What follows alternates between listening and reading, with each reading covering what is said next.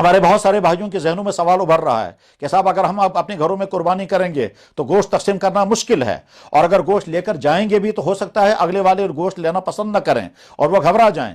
تو اس کا حل بھی بہت آسان ہے۔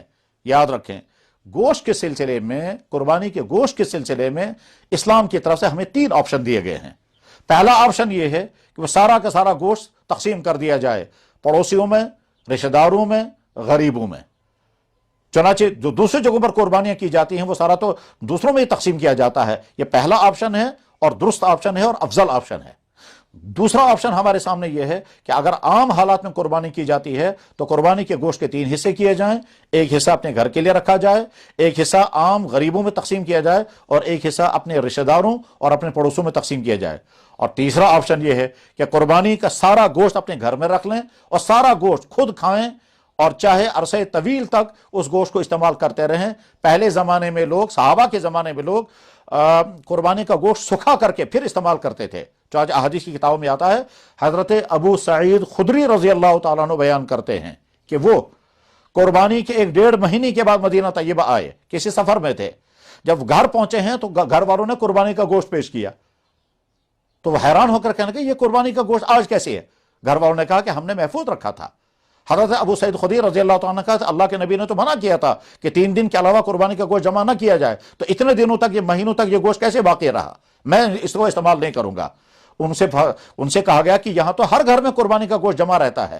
بعد میں جب انہیں معلومات کی تو پتہ یہ چلا کہ اللہ کے نبی علیہ الصلوۃ والسلام نے ایک مفلوق الحالی کے دور میں حکم دیا تھا کہ بس 3 دن تک کے لیے گوشت اپنے گھر میں رکھو، باقی سارا جو ہے وہ تقسیم کر دو۔ اور جب وہ مفلوق الحالی ختم ہو گئی پھر بعد میں اجازت دی تھی آپ نے کہ قربانی کا سارا گوشت چاہے اپنے گھر میں استعمال کریں، کر سکتے ہیں۔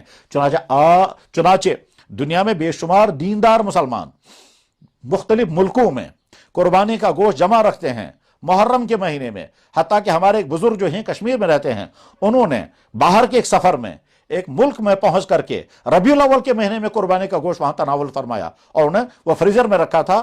تو آج کے زمانے میں تو وسائل ہیں، اس لیے اپنے جانور کو ذبح کر کے اگر آپ قربانی کا گوشت تقسیم نہیں کر پائیں گے، یا تقسیم کرنے کے لیے تو آپ تیار ہیں، مگر خطرہ یہ ہے کہ اگلے والے شاید وہ قربانی کا گوشت لینے کے لیے آمادہ نہ ہوں، اور وہ لیں تو بعد میں پھینکنے کا خطرہ ہو، تو مت تقسیم کریں۔ سارا قربانی کا گوشت اپنے گھر میں رکھ لیں، فریزر میں رکھ لیں، اور تھوڑا تھوڑا نکال کر کے استعمال کرتے رہیں۔ قربانی کے جانور خریدتے ہوئے، ذبح کرتے ہوئے، کھال اتارتے ہوئے، گوشت کو پیک کرتے ہوئے جتنی احتیاطی تدابیر طبی شعبے کی طرف سے بیان کی جا رہی ہیں، وہ تمام احتیاطی تدابیر اچھی طرح سے کریں۔ یعنی ماسک استعمال کریں، سینیٹائزر استعمال کریں، فاصلے برقرار رکھیں، ہاتھوں میں گلوز استعمال کریں۔ جو کسائی آپ کے ہاں آئے گا قربانی جانور ذبح کرنے کے لیے، اس کو بھی یہ ساری چیزیں استعمال کرائیں۔ ہمارا کام احتیاط کرنا ہے، احتیاطی کا انسان مکلف ہے، اور اس کے بعد پھر حفاظت اللہ کے اپنے اختیار میں ہے۔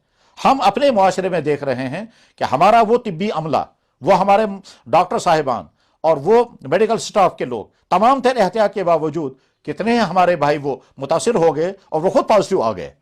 تو غرض یہ کہ ان سے زیادہ تو احتیاط کرنے والا کوئی نہیں ہے، وہ تو پی پی ای اور بہت اہتمام کے ساتھ استعمال کرتے ہیں۔ انسان کا کام ہے دوائی استعمال کرنا، پرہیز کرنا، احتیاط کرنا، شفا اللہ کے ہاتھ میں ہے۔ انسان کا کام ہے تمام حفاظتی تدابیر مکمل طور پر اختیار کرنا، اور اس کے بعد پھر نتیجہ اللہ کے ہاتھ میں چھوڑ دینا۔ تو لہذا قربانی کے عمل کے دوران جتنی احتیاطیں کی جا سکتی ہوں، اور جتنا طب کی طرف سے بتایا جا رہا ہے، میڈیکل سائنس کی طرف سے، وہ تمام احتیاطیں مزید تاکیدوں کے ساتھ برقرار رکھیں، اور اس کا پھر قربانی کا عمل انجام دیں۔